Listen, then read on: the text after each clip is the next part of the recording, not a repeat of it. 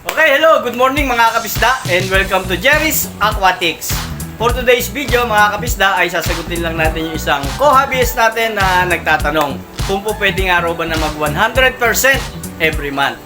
So sa mga peacekeepers at sa mga nakakaalam, bawal na bawal talagang mag 100% water change dahil mamamatay yung mga beneficial bacteria. Okay na yung 20 to 50% every week.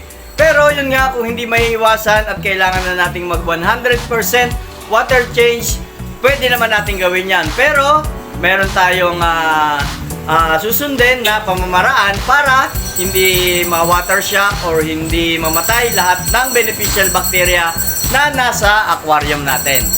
So dito meron akong aquarium. Ang gagawin ko dito, ililipat ko sila ng pwesto.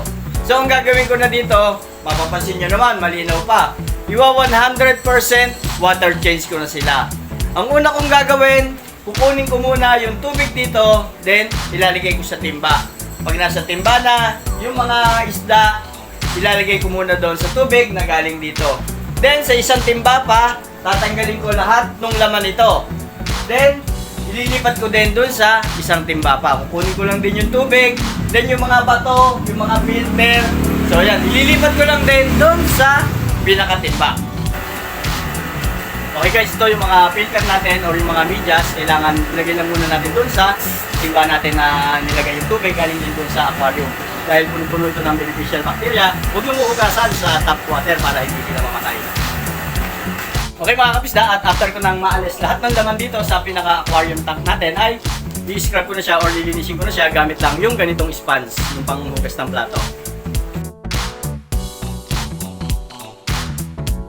Okay din, matapos ko na ma-scrub, so yan malinis na. Isasipon ko na yung mga natirang tubig, so yan mapapansin nyo, ang dumi na. Pero kanina ang linaw niya kasi nakatindihan doon sa pinaka-substrate natin.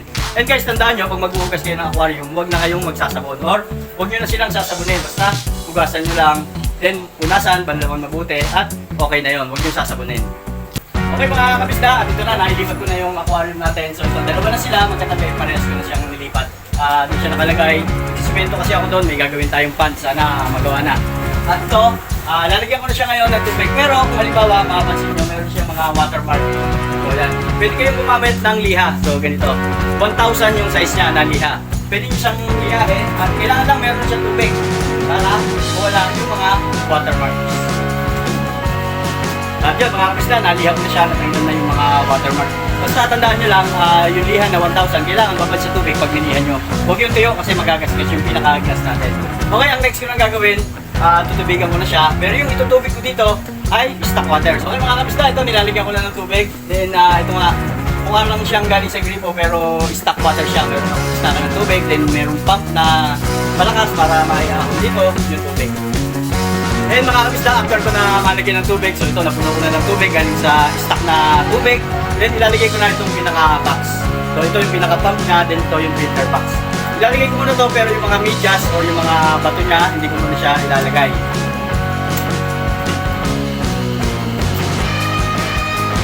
Tapos daw, umaandar na. Yung pinaka-pump, pinaandar ko na.